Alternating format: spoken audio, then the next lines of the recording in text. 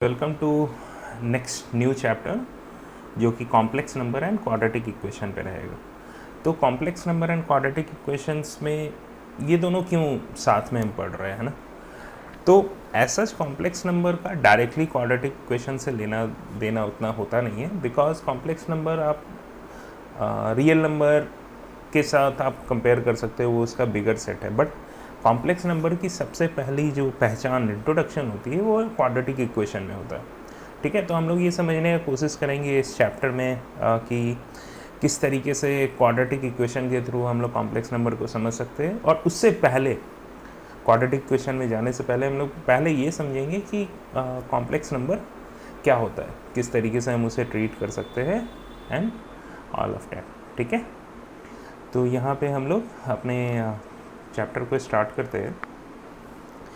तो जैसे आप लोगों ने बहुत बार ये पढ़ा होगा कि जब हमें कोई क्वाड्रेटिक इक्वेशन दे रखा होता है ना, फॉर एग्जांपल x² + 1 = 0, हमें इसका अगर रूट निकालना है तो इसका रूट हमें पता होता है कि देयर इज़ नो x, है ना, there is no x।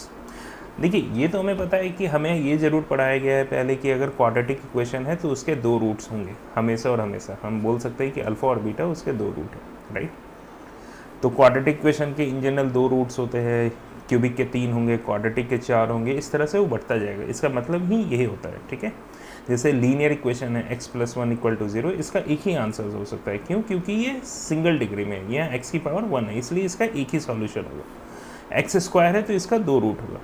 But जब हम इसे रियल नंबर में देखते हैं तो भाई x में हम यहाँ पे कोई भी वैल्यू डालेंगे, x² क्या कर देगा, उसे पॉजिटिव बना देगा, राइट। तो हम इसलिए ये बोलते हैं कि there is no x in real world. Real world हम क्यों बोल रहे हैं? बिकॉज जो भी नंबर आप अभी तक पढ़े हो, -1, -2, -10, 2, 3, 4, 5, ये कितने भी बड़े या छोटे नंबर को आप ले लो, so there is no x in real world which can satisfy the equation, right? ऐसा कोई भी नहीं है। हिंदी में बोले तो ऐसा कोई भी x नहीं है। ठीक है,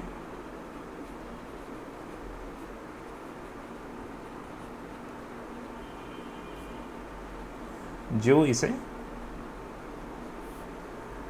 क्या बोलेंगे, निश्चित या फिर सेटिस्फाई करता हो। ठीक है, ऐसा कोई भी x नहीं है। तो अब यार, चूंकि ये तो मैथ्स है, आप मैथ्स पढ़ रहे हो, मैथ्स का एक ब्यूटी होता है, राइट। मैथ्स बहुत ही सुंदर सब्जेक्ट है खुद में, बस इसे थोड़ा सा समझने का ज़रूरत होता है। हमें ये तो पता है कि क्वाड्रेटिक है तो इसका आंसर होगा और इसके दो रूट्स होंगे। तो वो दो रूट्स है किधर, कहाँ से हम ढूंढ के लाएंगे, राइट। तो इसका मतलब क्या हुआ कि जो हम रियल वर्ल्ड बोल रहे हैं या रियल नंबर बोल रहे हैं, है ना, जो हमारे रियल नंबर्स है, वो इसे सेटिस्फाई नहीं कर पा रहे, राइट। उसमें ऐसा कोई भी नंबर नहीं है जो इसे बोल सके कि ये हमारा रूट होगा, राइट। तो हम क्या करते हैं कि यहाँ पे हम अपने पूरे रियल सेट को ही बड़ा बना देते हैं। ठीक है, और यहाँ पे इंट्रोडक्शन हो जाता है हमारे कॉम्प्लेक्स नंबर्स का। ठीक है, तो हम क्या कहते हैं कि दुनिया का हर एक नंबर कॉम्प्लेक्स नंबर है, एवरी नंबर, है ना। अब जब हम एवरी नंबर बोल रहे हैं तो इसमें हमारे रैशनल नंबर भी आ जाएंगे, इरैशनल नंबर भी आ जाएंगे, इंटीजर भी आ जाएगा।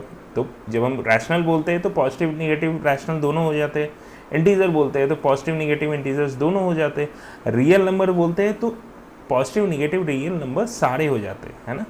तो सारे के सारे, अगर हम खुद रियल नंबर ही बोलते तो इंटीजर भी रियल नंबर है, रैशनल नंबर भी रियल नंबर है, तो रियल नंबर भी हमारा सबसेट है कॉम्प्लेक्स नंबर का। ठीक है, हम लोगों ने पढ़ा होगा कॉम्प्लेक्स नंबर, आपने अर्लियर लेक्चर्स में देखा होगा, हम लोगों ने कॉम्प्लेक्स नंबर पे हमने सेट्स पढ़ा है पहले क्लासेस में, और हमने देखा होगा कि ये इस साइन का क्या मतलब होता है, राइट, है ना। ये सबसेट है, कॉम्प्लेक्स नंबर का सबसेट है हमारा रियल नंबर्स। ठीक है, तो अब इसका मतलब है कि हमारा अगर सारा रियल नंबर कॉम्प्लेक्स नंबर है तो कॉम्प्लेक्स नंबर को लिखते कैसे? भाई लिखने का तरीका तो आना चाहिए ना। जैसे अगर हम आपको 2 बोलते हैं तो आप 2 लिख देते हो, अगर हम आपको √3 बोलते हैं तो you can write √3, right. So how do we write complex number? ठीक है, तो उसे पहले ये समझते हैं।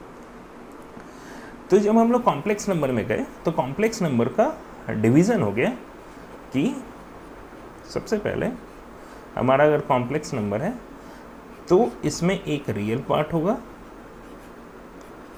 ठीक है, और एक मेरा इमेजिनरी पार्ट होगा, ठीक है। तो कोई भी नंबर, अगर मान लो मेरा एक नंबर है, जनरली हम लोग कॉम्प्लेक्स नंबर को, ये बिग जेड नहीं है, बिग जेड हो जाता है हमारा सेट होता है जिसको हम इंटीजर कहते हैं, ये स्मॉल जेड है, इसको हम लोग क्या कहते हैं, कॉम्प्लेक्स नंबर कहते हैं, और इसे हम लिखते हैं ए प्लस आयोटा बी। ये आई लग रहा होगा बट हम इसको पढ़ते कैसे हैं, आयोटा, ठीक है। अब जो रियल पार्ट ऑफ जेड है, हमने बोला ना रियल होता है, एक पार्ट रियल है, तो हमारा रियल पार्ट क्या हो गया, हमारा ए हो जाएगा, और हमारा इमेजिनरी पार्ट क्या हो जाएगा, बी हो जाएगा, ठीक है। आयोटा भी नहीं होगा, हमारा इमेजिनरी पार्ट सिर्फ बी है, ये आयोटा लगने से ये वाला पार्ट इमेजिनरी हो गया, ठीक है। फिर से हम बोल रहे हैं, एक बार फिर से ध्यान से सुनिएगा, रियल पार्ट हमारा ए है और जो इमेजिनरी पार्ट है वो बी है, आयोटा भी नहीं है। क्यों? क्योंकि आयोटा लगने के साथ, आयोटा के साथ जुड़ा हुआ जो भी मेरा पार्ट होगा वो इमेजिनरी हो जाएगा, ठीक है। तो इसे एक एग्जाम्पल के तौर पे हम लोग देखने का, समझने की कोशिश करते हैं, लेकिन उससे भी पहले हम लोग ये देखते हैं, तो इसका मतलब है कि अगर रियल नंबर भी कॉम्प्लेक्स नंबर है तो हम सारे रियल नंबर्स को कॉम्प्लेक्स नंबर की तरह लिख सकते हैं, राइट। तो चलिए लिख के देखते हैं, है ना। तो अगर हमारे पास मान लो 2 लिखा हुआ है, तो 2 को हम क्या लिख सकते हैं, 2 प्लस आयोटा 0 लिख सकते हैं। क्यों नहीं लिख सकते, बिल्कुल लिख सकते हैं। इसमें क्या है कि हमारा इमेजिनरी पार्ट क्या है, 0 है, तो इसलिए 0 तो किसी भी नंबर से मल्टीप्लाई होता है, फाइनल रिजल्ट क्या होता है, हम लोगों ने, मतलब आप लोगों ने पहले पढ़ा होगा, तो उसका क्या आंसर होता है, 0 होता है। इसलिए हम इसे 2 लिख देंगे। जैसे अगर हमारा √3 लिखा हुआ है, इसे हम क्या लिख देंगे, √3 प्लस 0 आयोटा। इसमें रियल पार्ट क्या है, √3 है, और इमेजिनरी पार्ट क्या है, 0। जैसे अगर हमारा लिखा हुआ है 2 प्लस √3, है ना, मान लो मेरा कॉम्प्लेक्स नंबर z ये है, तो रियल पार्ट ऑफ z क्या है, गलती मत करिएगा, समय लेके और सही से बताइए। रियल पार्ट क्या है मेरा, 2 प्लस √3 है, राइट, और इमेजिनरी पार्ट क्या है ना, 0 है। देखिए इसमें कोई भी आयोटा, देखिए आप लोगों ने, हो सकता है कुछ लोगों ने गलती किया होगा, लेकिन फिर से कॉन्सेप्ट पे जाइए, थोड़ा सा कुछ देर का वीडियो पीछे करिए और समझिए। 2 प्लस √3 तो हमारा रियल नंबर है ना, इसमें अगर हम कुछ ऐड करते हैं आयोटा के साथ, क्या इसमें आयोटा के साथ कुछ भी पार्ट जुड़ा है, नहीं जुड़ा है, तो हम इसे क्या लिखेंगे, आयोटा 0। तो रियल पार्ट हमारा क्या हो जाएगा, 2 प्लस √3, और इमेजिनरी पार्ट क्या हो जाएगा, 0, करेक्ट है ना। सिमिलरली यहाँ पे अगर हम लोग आते हैं, आगे बढ़ते हैं, तो जैसे कि अगर मेरे पास लिखा हुआ है 2 प्लस 2 आयोटा, है ना, ये मेरा z है, तो इसमें रियल पार्ट ऑफ z क्या है हमारा, 2, इमेजिनरी पार्ट ऑफ z क्या है, वो भी 2 है ना। हमारे पास लिख सकता है 2 माइनस √3 आयोटा, तो इसमें रियल पार्ट ऑफ z क्या है मेरा, 2, और इमेजिनरी पार्ट ऑफ z क्या है, गलती मत करिएगा, माइनस √3, ठीक है। जैसे मेरे पास लिखा हुआ है, अगर मैं एक z नंबर लिखा हुआ है 2 प्लस √3 माइनस 4 प्लस √3 आयोटा, इसमें इसे हम क्या करेंगे, पहले थोड़ा सिंप्लीफाई करेंगे। ये क्या हो जाएगा, 2 और -4 को हम लिख सकते हैं -2 प्लस √3, और यहाँ पे क्या लिख देंगे, √3 आयोटा। तो हमारा रियल पार्ट ऑफ z क्या है, दैट इज -2 प्लस √3, और इमेजिनरी पार्ट ऑफ z क्या है, दैट इज √3, ठीक है। आई होप बहुत ही ज़्यादा क्लियर होगा। तो इन जनरल किसी भी कॉम्प्लेक्स नंबर z को हम a प्लस आयोटा b के फॉर्म में लिख सकते हैं, जहाँ पे मेरा रियल पार्ट ऑफ z क्या होता है, z is a complex number, ठीक है, a, and imaginary part of z क्या है, दैट इज b, ठीक है। आई होप अभी तक आपको क्लियर होगा सब कुछ, है ना। अब हम लोग देखते हैं कि आयोटा का मतलब क्या होता है। जैसे अभी तक हम लोगों ने यहाँ तक पहुँच गए, हमें समझ में आ गया कि ठीक है, थोड़ा बहुत कॉम्प्लेक्स नंबर होता है। हम, चूँकि मेरा आंसर नहीं आ पा रहा था इस तरह के इक्वेशंस का, x² + 1 = 0, तो हमने क्या किया, अपने रियल प्लेन को बड़ा कर दिया, है ना, एक बड़ा कॉम्प्लेक्स प्लेन बना दिया, ठीक है। तो कॉम्प्लेक्स प्लेन में अब क्या है कि हम सारे के सारे रियल नंबर्स को भी डाल सकते हैं, बट इसके अलावा भी बहुत सारे नंबर्स को डाल सकते हैं, राइट। तो अब हम क्या करते हैं, तो यहाँ पे आप समझते हैं कि आयोटा का डेफिनेशन क्या होता है। आयोटा को हम लोग लिखते हैं this is root -1, this is the definition of iota, ठीक है। इसे याद रख लीजिएगा, है ना। इस पूरे चैप्टर में हम लोग अलग अलग एप्लीकेशंस इस आयोटा का ही देखेंगे, इस आयोटा पे ही बेसिस पे हम लोग बहुत सारे क्वेश्चंस कर रहे होंगे, बट इन जनरल आयोटा का डेफिनेशन क्या होता है। जैसे हम लोगों ने अब रूट अंडर -1, बहुत लोग सर कंफ्यूज कर रहे होंगे कि सर निगेटिव नंबर का तो रूट होता ही नहीं है ना। अग्रीड, रियल वर्ल्ड में उसका आंसर नहीं है, इसलिए हम लोगों ने क्या किया कि रियल वर्ल्ड से बाहर गए और कॉम्प्लेक्स वर्ल्ड में गए, और कॉम्प्लेक्स वर्ल्ड में जाने के बाद क्या हुआ कि हमें आयोटा का मतलब समझ में आया कि आयोटा का मतलब क्या होता है, रूट -1। तो हम लोग इसे क्या करेंगे, हमेशा और हमेशा याद रखेंगे कि हमारा आयोटा का मतलब क्या है, रूट अंडर -1। और जिस तरीके से हमने बताया कि अब देखो यार, लेट्स से अगर हम आयोटा स्क्वायर करते हैं तो उसका क्या हो जाएगा, रूट -1 का स्क्वायर। तो ये क्या कर देगा, रूट को हटा देगा और आंसर क्या हो जाएगा मेरा, -1, राइट, हाँ या ना, करेक्ट। तो अब देखो x² + 1 है, अगर हम यहाँ पे इसका एक रूट को आयोटा बोलते हैं, एक रूट को माइनस आयोटा, जस्ट एज्यूम करो, है ना। अभी के लिए हम लोग डिराइव बाद में करेंगे, ठीक है, हम लोग इसको सॉल्व करेंगे, है ना। बट फिलहाल के लिए इसको सोचो कि आयोटा क्या इस सॉल्यूशन को सेटिस्फाई कर रहा है। अगर हमने यहाँ पे आयोटा रखा, सेटिस्फाई करने का मतलब क्या है कि मान लो अगर मेरा एक क्वेश्चन है कि x² + 5x + 6 = 0, हमें क्या पता है कि इसके रूट्स क्या क्या होते हैं हमारे, -2 एंड -3, राइट, होते हैं ना। क्यों होते हैं, क्योंकि अगर आप -2 इसमें डालोगे तो ये क्या हो जाएगा, -2 का स्क्वायर + 5 × -2 + 6, ये कितना हो जाता है, ये हो जाएगा 4, ये हो जाएगा -10 और ये हो जाएगा 6, तो ये क्या हो जाता है, 0 के इक्वल आ जाता है, इसलिए हम इसका रूट बोलते हैं -2 एंड -3। उसी तरह अगर हम ये एज्यूम कर रहे हैं फिलहाल के लिए कि अगर आयोटा इसका रूट है, तो हम आयोटा सेटिस्फाई करके देखेंगे, तो ये क्या हो जाएगा, आयोटा स्क्वायर हम लोगों ने अभी निकाला, -1 + 1, ये क्या हो जाएगा, 0। सिमिलरली अगर हमने माइनस आयोटा डाला तो ये क्या हो जाएगा, माइनस आयोटा का स्क्वायर +1, ये क्या हो जाएगा, ये फिर से लिखा हुआ आयोटा स्क्वायर, -1 का स्क्वायर क्या होगा, है ना, तो +1, और ये क्या हो जाएगा, -1 + 1, ये फिर से 0। तो हम ये बोल सकते हैं, बिकॉज रियल वर्ल्ड में इसका आंसर हमें नहीं मिल रहा था, तो हम ये बोल सकते हैं कि iota and minus iota are the roots of the equation x² + 1 = 0। और चूंकि इसके दो ही रूट हो सकते हैं, तो वो सिर्फ और सिर्फ आयोटा एंड माइनस आयोटा ही होंगे। आई होप अभी तक थोड़ा बहुत अगर कंफ्यूजन है भी तो हम लोग और भी क्वेश्चंस करेंगे और वो आप लोग को और भी अच्छे से क्लियर हो जाएगा। बट फिलहाल के लिए आप लोग सिर्फ ये याद करिए कि आयोटा का मतलब क्या होता है, रूट अंडर -1। इसका नीड क्यों आया, इसका नीड इसलिए आया क्योंकि हमारे रियल वर्ल्ड में इसका आंसर नहीं मिल रहा था, इसलिए हम लोगों ने इसे डिफाइन किया है कि आयोटा का मतलब है रूट अंडर -1। ओके, ठीक। आयोटा का डेफिनेशन समझने के बाद हम लोग कॉम्प्लेक्स नंबर के ही डिफरेंट ऑपरेशंस के बारे में पढ़ेंगे। एडिशन हो गया, मल्टीप्लिकेशन हो गया, सब्सट्रैक्शन हो गया और डिवीजन हो गया, राइट। बट उससे पहले हम लोग ये समझते हैं इक्वलिटी क्या होता है, ठीक है। तो लेट्स से अगर हमारा एक कॉम्प्लेक्स नंबर Z1 है और दूसरा कॉम्प्लेक्स नंबर Z2 है, तो Z1 = Z2 तभी होगा इफ़ के बारे में हम लोगों ने अपने पहले लेक्चर में पढ़ा है। इसका मतलब क्या होता है, if and only if,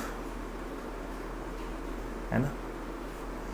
Z1 = Z2 कब होगा, जब real part of Z1 equal to होगा रियल पार्ट ऑफ Z2 और imaginary part of Z1 equal होगा हमारे इमेजिनरी पार्ट ऑफ Z2 के।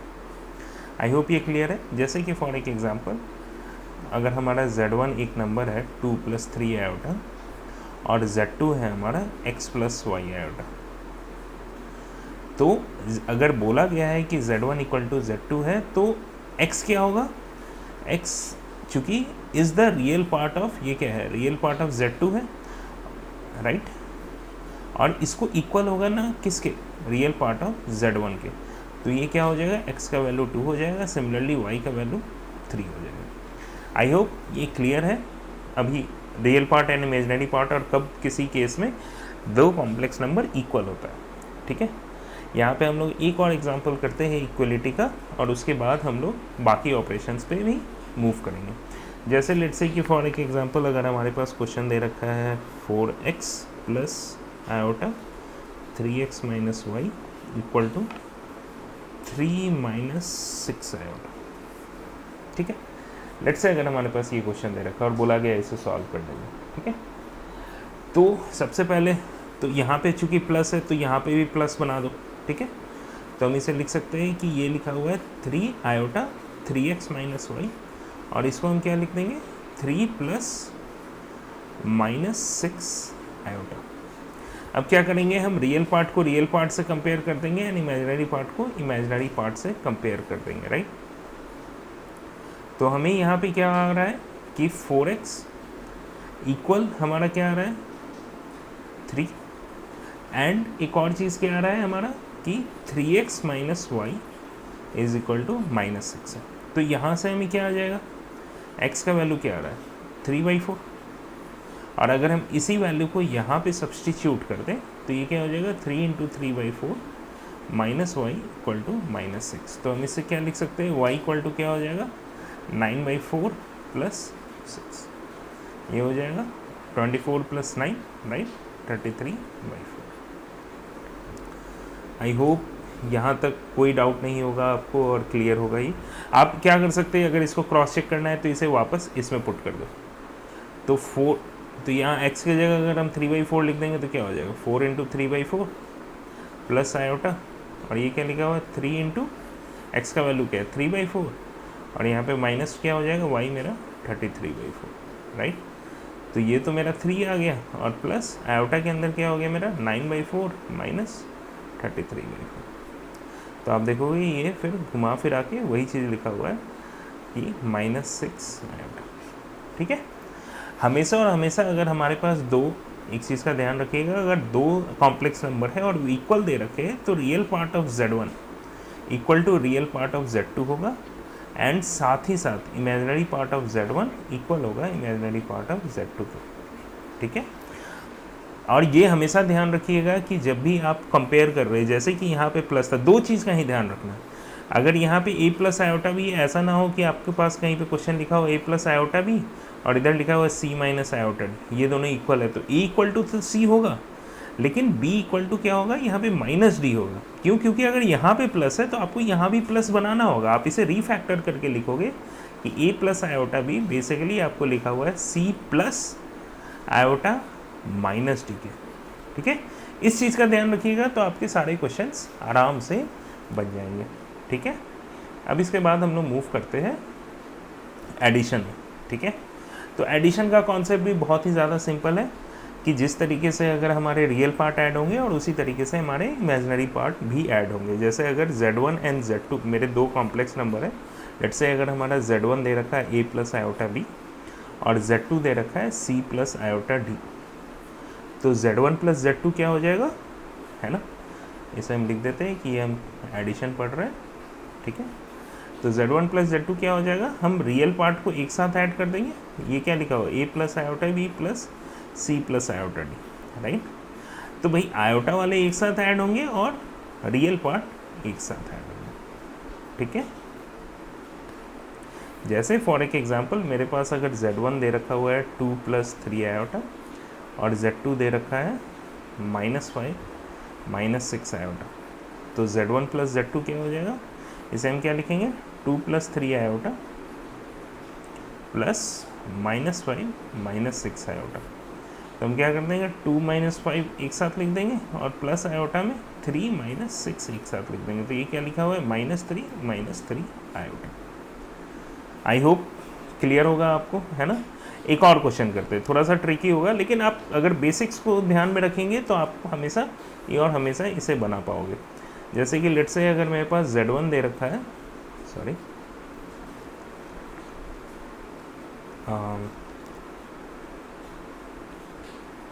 लेट्स से अगर हमारा Z1 दे रखा है आपको 2 + √3 -6 आयोटा और Z2 दे रखा है 2 + √3 आयोटा। तो Z1 + Z2 क्या होगा? कुछ नहीं करना है, बहुत ही सिंपल। हमारा रियल पार्ट क्या है?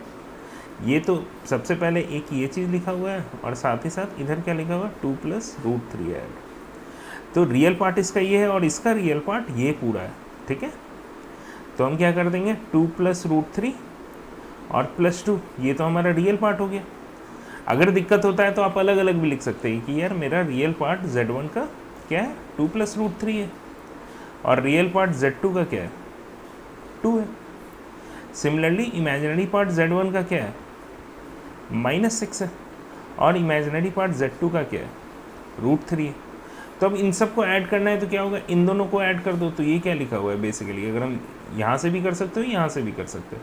यहाँ पे हो जाएगा हमारा आयोटा बाहर आ जाएगा -6 + √3 और अगर यहाँ से लिखना है तो इन दोनों को ऐड कर दो। तो सिंपली लिखा हुआ है हमारा 4 + √3 जो कि आपको यहाँ से भी आ जा रहा है और यहाँ पे क्या लिखा हुआ है आयोटा लिख लो और -6 + √3, ठीक है। आई होप आपको अभी तक कोई भी डाउट नहीं हुआ होगा।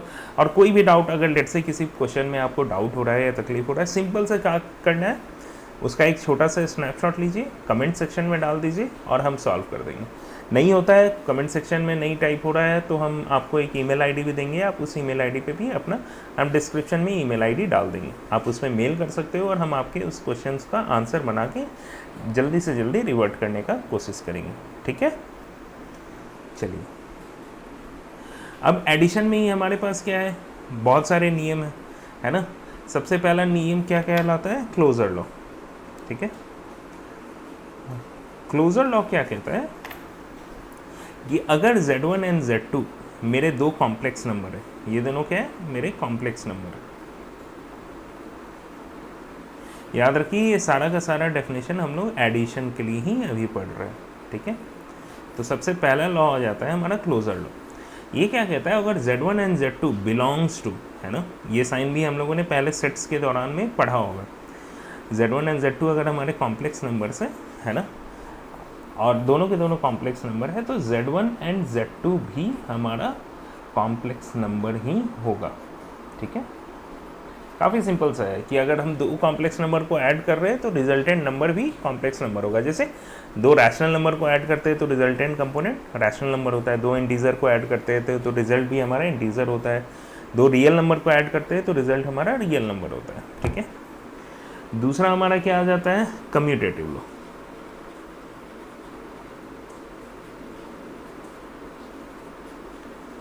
ये क्या कहता है कि अगर Z1 + Z2 है तो ये इक्वल होगा Z2 + Z1 के।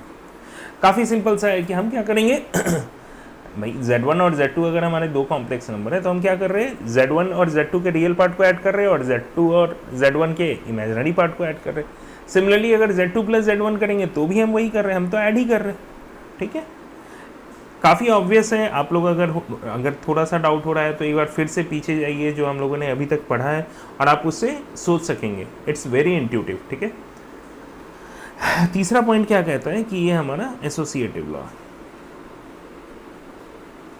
एसोसिएटिव लॉ क्या कहता है हमारा कि अगर Z1 + Z2 + Z3 है तो इसको हम Z1 + Z2 + Z3 भी लिख सकते हैं। काफ़ी सिंपल सा है ना। इसमें भी हम लोग कुछ नहीं कर रहे, पहले दो कॉम्प्लेक्स नंबर को ऐड कर दो फिर तीसरे से ऐड करो, या फिर पहले आखिरी दो का ऐड कर दो फिर पहले से करो, वो तब भी वैसा ही रहेगा, ठीक है। चौथा क्या कहता है, एडिटिव आइडेंटिटी। एडिटिव आइडेंटिटी का क्या मतलब होता है, एडिटिव आइडेंटिटी, सबसे पहले तो इस टर्म को सुनिए क्योंकि additive identity okay, additive identity आपको हर एक जगह मिल जाएगा। आप रियल नंबर में भी सोच सकते हो, कॉम्प्लेक्स नंबर में भी सोच सकते हो, किसी भी चीज़ में सोच सकते हो, इनफैक्ट सेट्स में भी सोच सकते हो कि अगर मान लो अगर हमारे पास दो सेट्स है या फिर अगर मेरे पास एक सेट है, मैं उसमें क्या ऐड करूं कि मेरा सेट चेंज ना हो, कुछ मत ऐड करो। बेसिकली 5 को अगर हम एक सेट है उसमें हम किस चीज़ को ऐड करेंगे तो मेरा सेट वही रहेगा, ऑब्वियस है, कुछ भी मत ऐड करो, है ना। सिमिलरली क्या ऐसा कोई कॉम्प्लेक्स नंबर है जिसको हम z में जोड़ेंगे, ऐड करेंगे, तो my number z1 will not change, तो है ऐड सिंपली ज़ीरो। और हम लोगों ने तो इनफैक्ट पढ़ा भी था कि इनिशियली जब डिस्कशन हुआ था तो हमने आपको बताया था कि हम किसी भी रियल नंबर को लिख सकते हैं, जैसे 2 + 0 आयोटा लिख सकते हैं, √3 + 6 आयोटा 0 आयोटा लिख सकते हैं ना। क्यों? क्योंकि इससे ये हमारा रियल नंबर ही है और कॉम्प्लेक्स नंबर ही है। रियल नंबर हमारा कॉम्प्लेक्स नंबर का ही पार्ट होता है, ठीक है, सबसेट होता है। तो 0 इज़ आवर एडिटिव आइडेंटिटी, ठीक है। सिमिलरली एडिटिव इन्वर्स भी होगा। तो एडिटिव इन्वर्स का क्या मतलब है ना, ये तो हमारा z1 ही रह जाएगा। और तो 0 हमारा क्या हो गया, एडिटिव आइडेंटिटी कहलाएगा, ठीक है। This is nothing but additive identity. अगर हम एडिटिव आइडेंटिटी की जगह मल्टीप्लिकेटिव आइडेंटिटी सोचेंगे, जैसे रियल नंबर के केस में, आप बताओ मल्टीप्लिकेटिव आइडेंटिटी क्या होता है। मल्टीप्लिकेटिव आइडेंटिटी का क्या मतलब हो गया कि वैसा नंबर जिसको अगर हम किसी नंबर से मल्टीप्लाई करें तो नंबर मेरा चेंज ना हो। आइडेंटिटी मतलब वो वही रहे, तो ऑब्वियस है 1 है। आप किसी भी नंबर को 1 से मल्टीप्लाई करोगे तो क्या होगा, नंबर हमारा चेंज नहीं होता है ना। एडिटिव इन्वर्स ये क्या कहता है कि z में आप किसे ऐड करोगे कि मेरा फाइनल रिजल्ट 0 हो जाए, तो ऑब्वियस है -z को ऐड कर दो, है ना। अगर हम किसी भी कॉम्प्लेक्स नंबर z में -z को ऐड कर देंगे तो हमारा नंबर क्या हो जाएगा, 0 हो जाएगा। चलिए इसको हम थोड़ा सा और एक बार और समझने की कोशिश करते हैं एडिटिव इन्वर्स को, ठीक है। तो हमारा एडिटिव इन्वर्स क्या कहता है, सबसे पहले मतलब समझने की कोशिश करो, है ना। Try to understand what it is trying to convey, and then उसके बाद तो क्वेश्चन बनाना बहुत ही आसान हो जाता है। तो एडिटिव इन्वर्स क्या कहता है ना, इसका मतलब ये है what number should I add so that the result becomes 0, ठीक है। क्या हम ऐड करेंगे, है ना, क्या हम जोड़ करेंगे, ठीक है।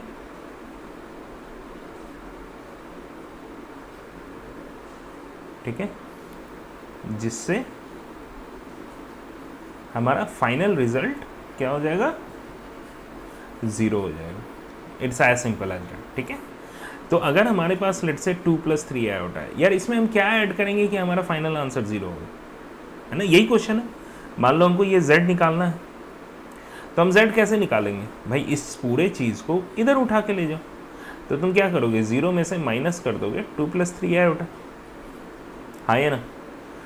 अब ये इसको तो हम लिख सकते हैं 0 + 0 आयोटा, इसमें से तुम माइनस कर रहे हो 2 + 3 आयोटा, ठीक है। आप माइनस को हालांकि ना दूसरे तरीके से भी देख सकते हैं, इसको ऐड करके लिख दो। ये लिखा हुआ है 0 + 0 आयोटा और इसमें ऐड हो रहा है -2 -3 आयोटा।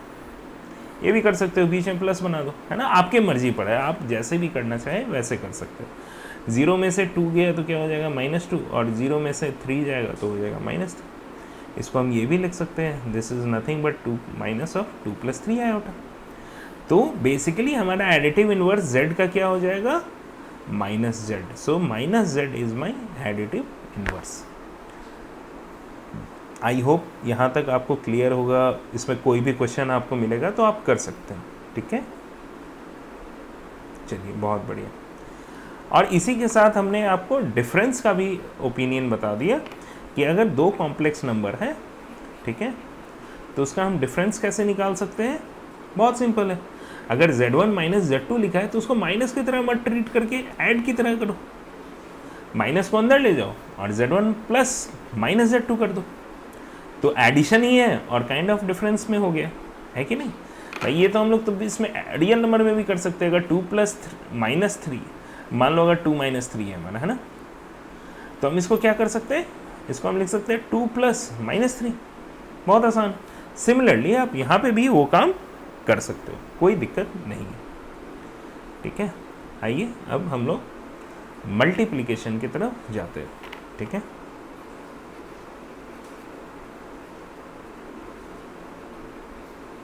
और कोई भी फॉर्मूला इसमें आपको याद करने की या रटने की आवश्यकता नहीं है। आप समझिए कॉन्सेप्ट को और आप उसे खुद वहाँ पे भी एग्ज़ाम में भी या टेस्ट में भी या कहीं पे भी आप डिराइव कर सकते हैं। मैथ्स में खुद सारे इतने सारे फार्मूला और कितना याद करेंगे, है ना।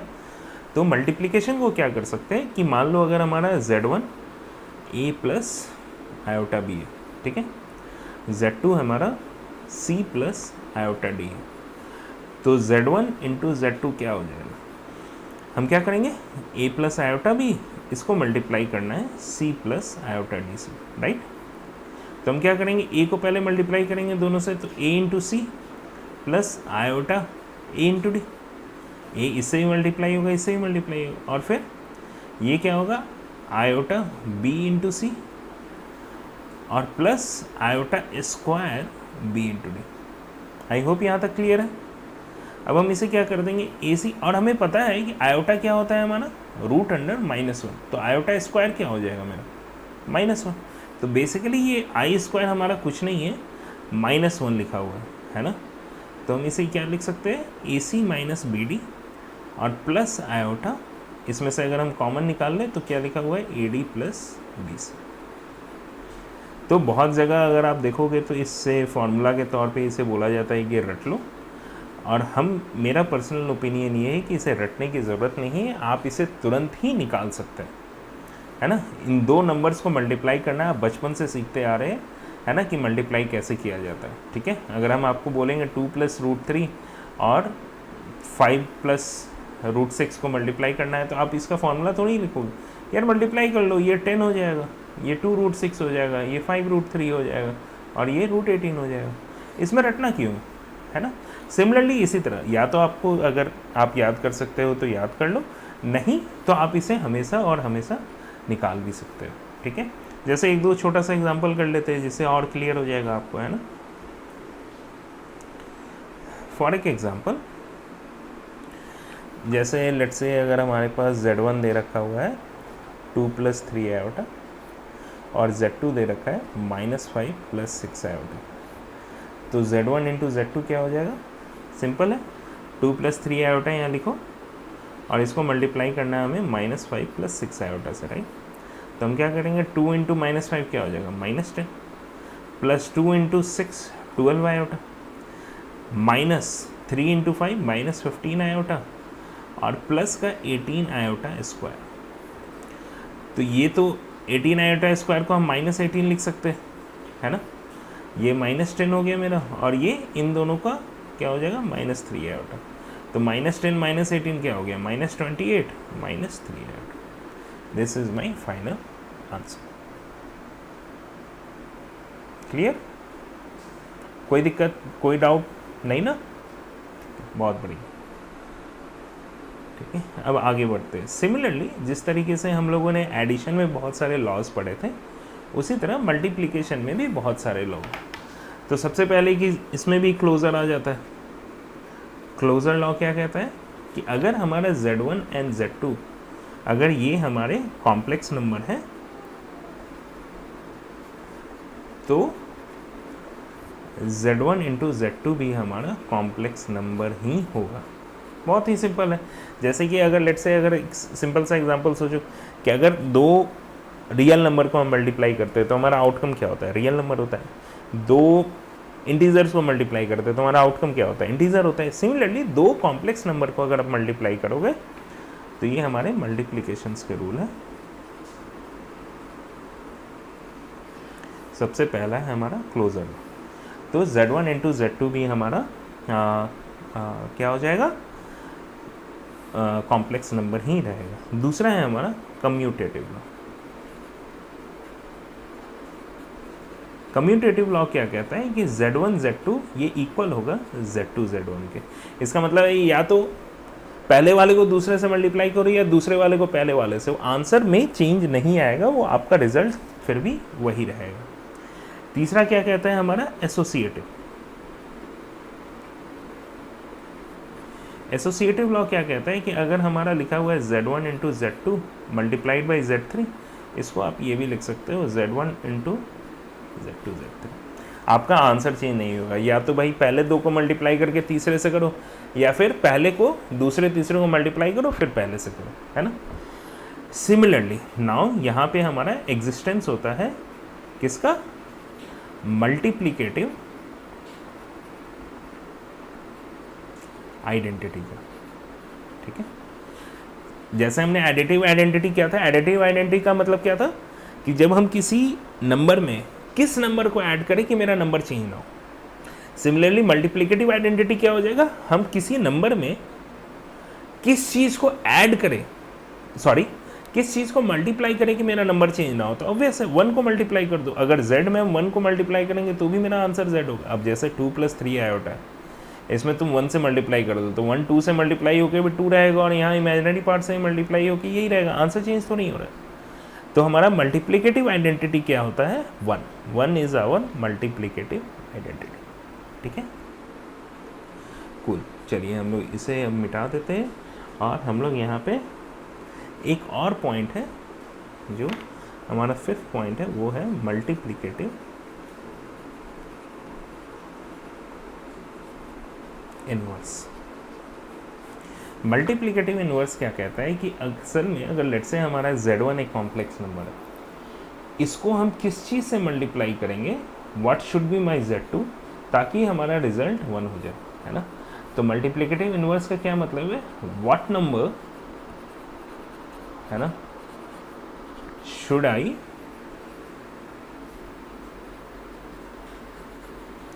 Multiply the complex number with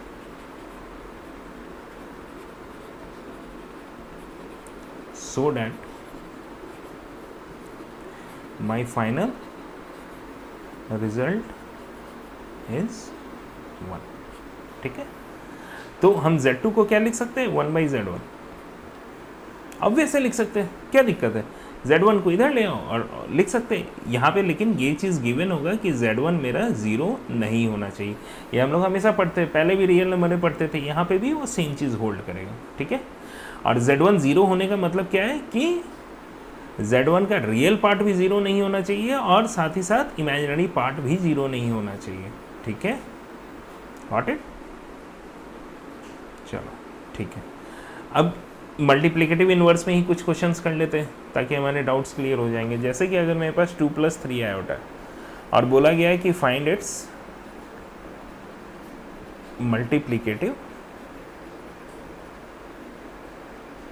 inverse, तो बेसिकली हमको कुछ बोल नहीं रहा है, हमको बोल रहा है इसका वैल्यू निकालो, 2 + 3 आयोटा, है ना।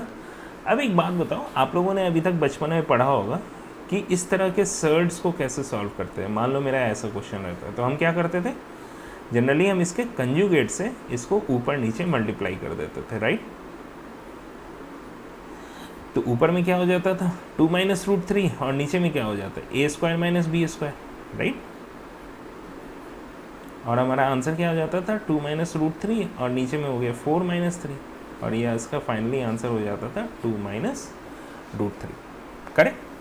सिमिलरली यहाँ पे भी सेम काम करो। आप क्या करो, जब भी आपको इन्वर्स निकालने को बोला जाए, या फिर नीचे में अगर कोई भी कॉम्प्लेक्स नंबर और हमें अगर ऐसा चाहिए कि सब कुछ ऊपर आ जाए, है ना, तो उसके सेम कंजुगेट ही हम यहाँ पे बोलेंगे। हम लोग इस टर्म को और आगे पढ़ेंगे कंजुगेट क्या होता है, बट अभी क्या करिए, उसे ओपोजिट, ये इमेजिनरी पार्ट को उल्टा कर दो, प्लस है तो माइनस, माइनस है तो प्लस करके यहाँ पे लिख दो, और ऊपर नीचे मल्टीप्लाई कर दो।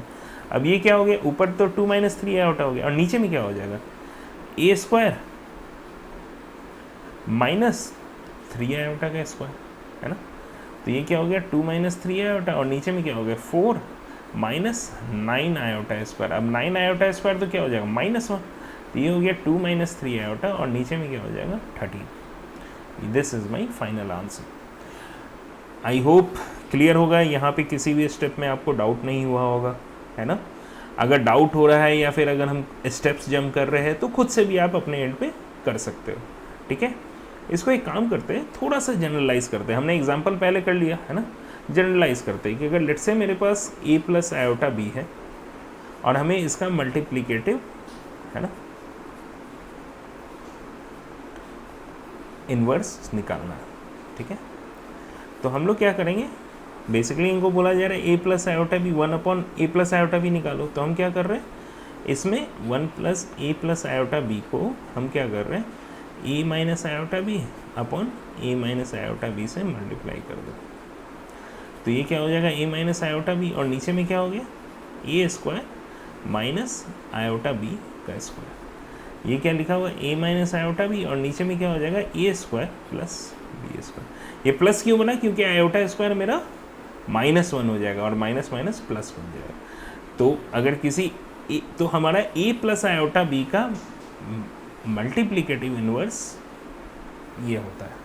अब इसे भी आप चाहे याद करना है तो याद कर लीजिए, वरना याद करने की कोई ज़रूरत नहीं है। आपको अगर क्वेश्चन दे रहा है कि 5 + 7 आयोटा है, इसका आपको आंसर लिखना है मल्टीप्लिकेटिव इन्वर्स, तो या तो आप इसे याद कर रखे हो तो आप डायरेक्टली बोलोगे भाई ये कर दो, ये हो जाएगा 25 + 10, और नहीं तो कोई बात नहीं, हम इसे निकाल सकते हैं। इस तरीके से आप आओ और निकाल लो, ठीक है। आई होप इट्स क्लियर, है ना। अब आता है हमारा इसी में लास्ट टॉपिक, जिससे हम लोग क्लास को आज यहीं पे कंक्लूड करेंगे, जिसमें आ जाता है हमारा डिवीज़न। अब इसमें क्या होता है कि अगर Z1 मेरा एक कॉम्प्लेक्स नंबर है, इसको Z2 से डिवाइड कर रहे हो, तो यार तुम डिवाइड मत करो, इसको क्या करो, Z1 × 1/Z2 लिखा हुआ, राइट। अब 1/Z2 क्या हो जाएगा, basically this is multiplicative inverse of, है ना, ये हमारा लिखा हुआ मल्टीप्लिकेटिव इनवर्स ऑफ Z2। इसे निकाल लो, है ना, ऑब्वियस हम इसे निकाल सकते हैं। और फिर Z1 को उस जो नंबर आया है उससे मल्टीप्लाई कर दो। मान लो ये आ गया, इसका रिजल्ट हमारा Z3, तो हम इसको बोल देंगे ये फाइनली लिखा हुआ है Z1 × Z3। जैसे कि एग्जांपल करते हैं, मेरा 2 + 3 आयोटा है और नीचे में लिखा हुआ है 4 + 5 आयोटा। तो हम क्या करेंगे, 2 + 3 आयोटा इसको पहले इसी तरह रहने दो और इसको लिख देंगे हम 1/4 + 5 आयोटा, और यहाँ पे हम मल्टीप्लाई कर देंगे 4 - 5 आयोटा × 4 - 5 आयोटा, ठीक है। तो ये क्या लिखा हुआ है, 2 + 3 आयोटा तो उसी तरह रह जाएगा, और ऊपर में क्या हो गया 4 - 5 आयोटा, और नीचे में क्या हो जाएगा 4² 16 और प्लस हो जाएगा 25, राइट, 41। और अब हम ये इसको 1/41 लिख देंगे बाहर। अब बेसिकली हमें क्या करना है, इस दोनों नंबर को मल्टीप्लाई करना है, राइट। और ये हमें पता है कि हम कैसे कर सकते हैं, इसको सॉल्व कर दीजिए, दोनों का सिंपल मल्टीप्लिकेशन है ना। कैसे करेंगे, ये तो 8 हो गया, ये -10 आयोटा हो गया, ये प्लस का 12 आयोटा हो गया, और ये क्या हो जाएगा -15 आयोटा स्क्वायर, तो हम इसे +15 लिख सकते हो। अगर आपको कैलकुलेशन में कहीं भी थोड़ा सा दिक्कत हो रहा है तो आप इसे खुद भी कर सकते हैं, स्टेप बाय स्टेप। हो सकता है हम 1-2 स्टेप जंप कर रहे हो, लेकिन आप फाइनली इस तरीके से आंसर ला सकते हो, ठीक है। आई होप यहाँ तक में आपको कोई डाउट नहीं हुआ होगा। कोई भी डाउट हो तो प्लीज़ काइंडली कमेंट करिए, और आप अपने दोस्तों तक भी पहुँचाइए इस लेक्चर्स को, है ना, ताकि वो भी NCERT बेस्ड एजुकेशन जो अगर किन्हीं को समझ में नहीं आ रहा है या रिवीजन करना है ना, वो बेझिझक आके इस पर बोलिए, और हम धीरे धीरे सारे के सारे लेक्चर्स इस पर अपलोड कर देंगे। और आपके सारे कमेंट्स, जो कमेंट सेक्शन में आपके डाउट हैं, उन्हें भी हम छोटे छोटे वीडियोस बना के उनको केटर करेंगे, ठीक है। और डेफिनेटली रिक्वेस्ट है स्टूडेंट्स कि आप प्लीज़ लाइक करें, सब्सक्राइब करें, और अपने दोस्तों को भी बोलें हमारे चैनल को सब्सक्राइब करने का। Thank you.